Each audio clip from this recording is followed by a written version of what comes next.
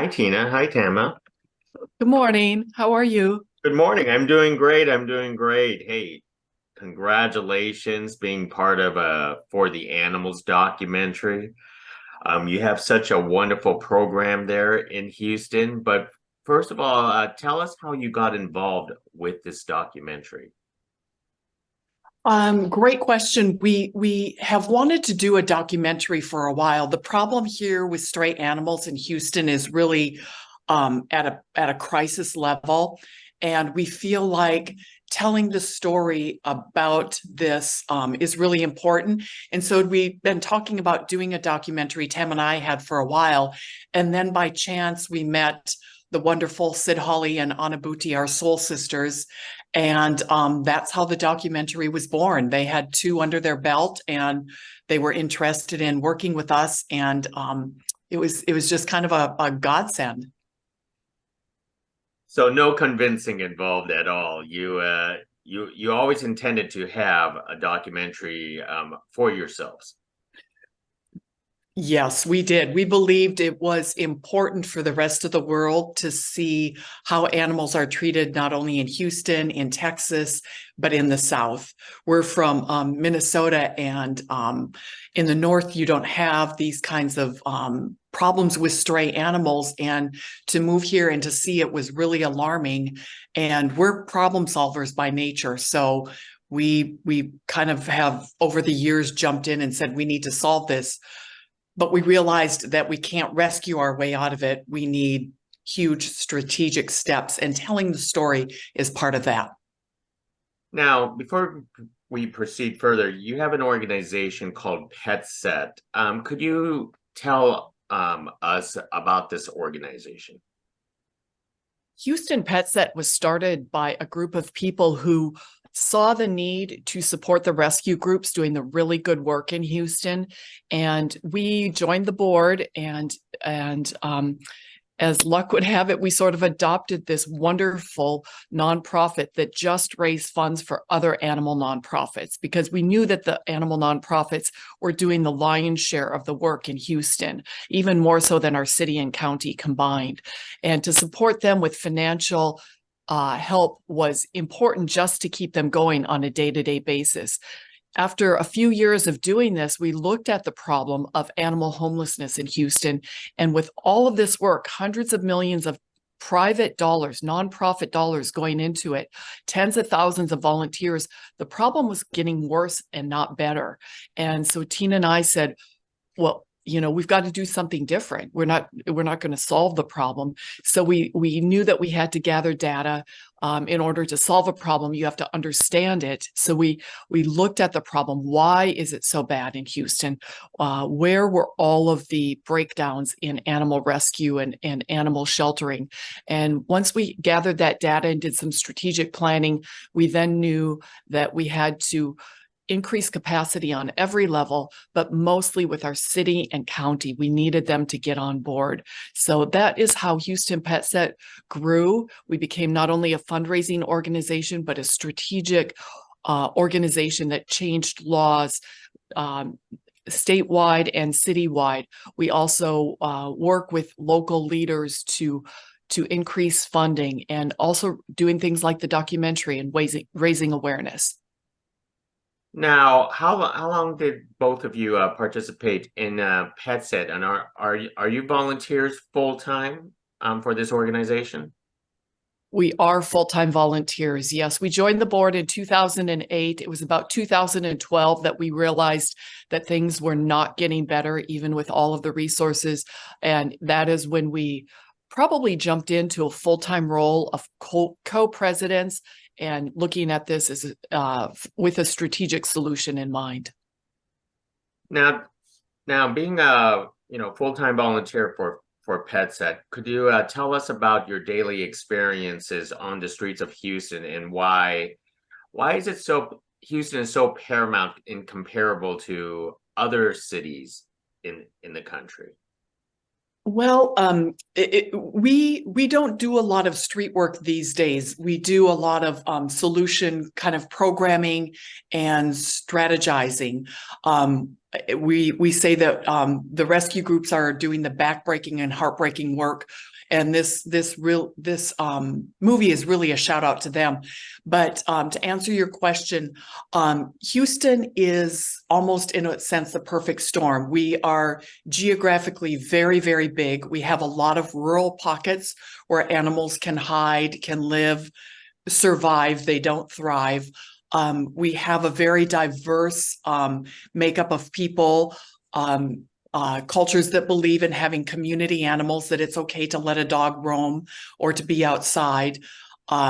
We also have a year-round breeding season. It doesn't get cold enough here usually where animals might perish in the cold weather, so they survive year-round. And it's a problem that has gone unchecked for decades. This didn't happen overnight.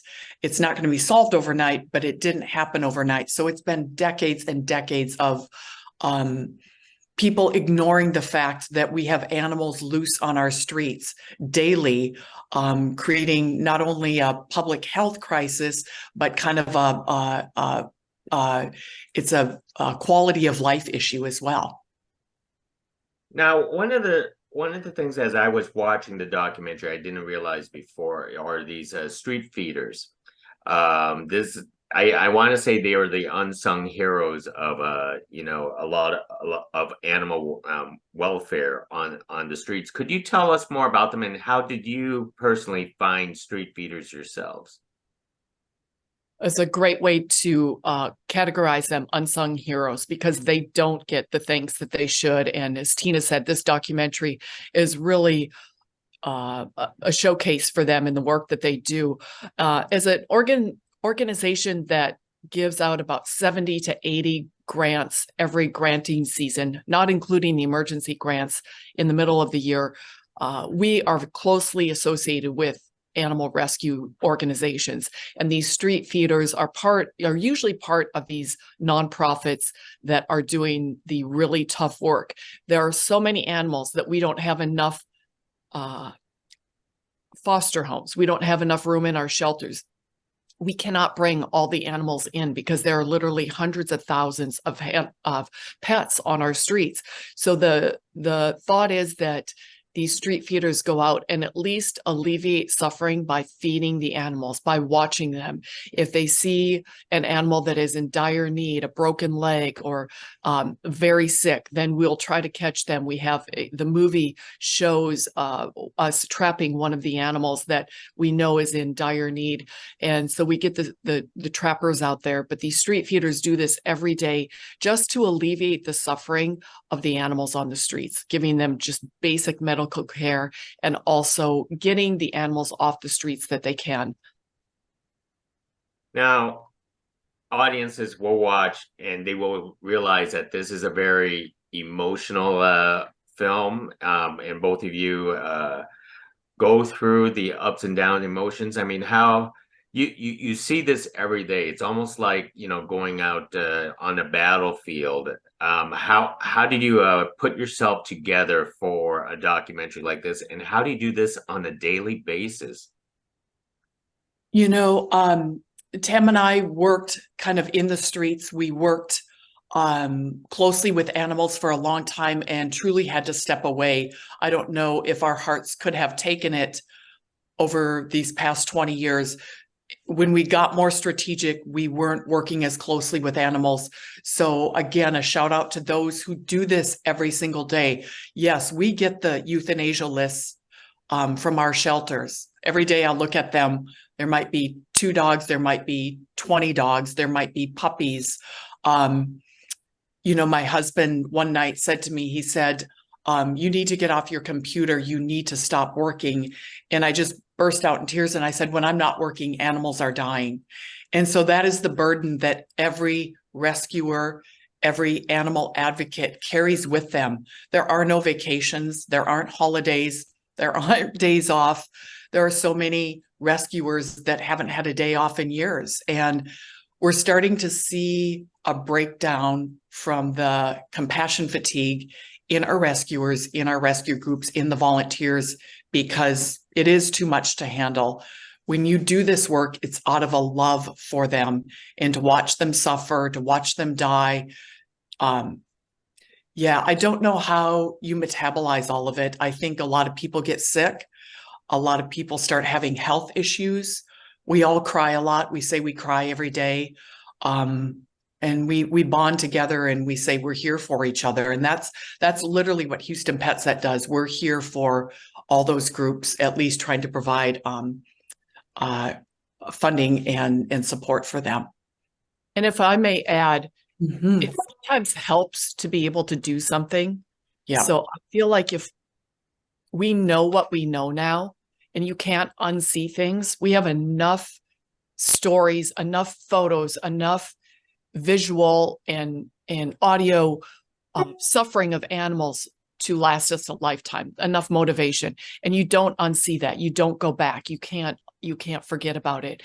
And to be able to work in this space, I think does metabolize some of that grief and that suffering, because at least we're able to try to get something done. But it's a very fine balance. As Tena said, you know, a lot of people break down physically, emotionally, with serious issues, just because you are at war every day, as you so aptly put it.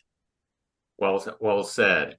And as people watch this documentary, what is the one most important take you hope they take away with this story? That everybody can do something. Everybody can do a little bit. And our beautiful Anabuti said it best yesterday. She said, even if you don't do something, don't contribute to the problem. Don't let your pet roam. Make sure that they're spayed or neutered. Make sure that you're caring for them and that good guardianship of your pet is something that you practice in your home, something that you teach your children. Don't contribute to the problem. Be a better citizen, be a better animal caregiver. And if you can contribute something, even if it's a dog food on a rescue group's wish list, that is helping. $10 buys a microchip, and a microchip is the difference between an animal getting back to its home or winding up dying on the streets or dying in the shelter. Everybody can do something. And I want to add something else too. We need our leaders of our city, our county, our state to really step up and take this issue seriously, because it's not only affecting the animals, it's affecting the quality of life of people at this point. So even if you don't care about animals, you've got to care about what your city looks like. And Houston right now is compared to a third world country when it comes to how we care about our animals.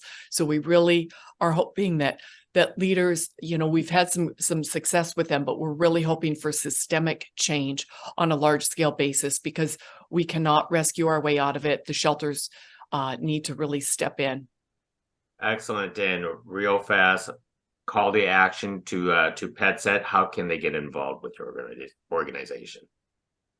With Houston Pet Set, you can go to our website, houstonpetset.org, and make a contribution, ask how you can help, volunteer to foster, and we'll connect you with a great group that can provide you with foster opportunities.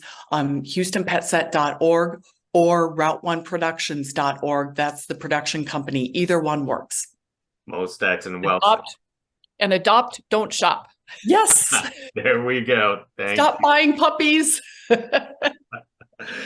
You folks said it best. Well, hey, congratulations. Thank you for the conversation, for the animals, especially talking about the animals with us today. Thank you. Thank you so much.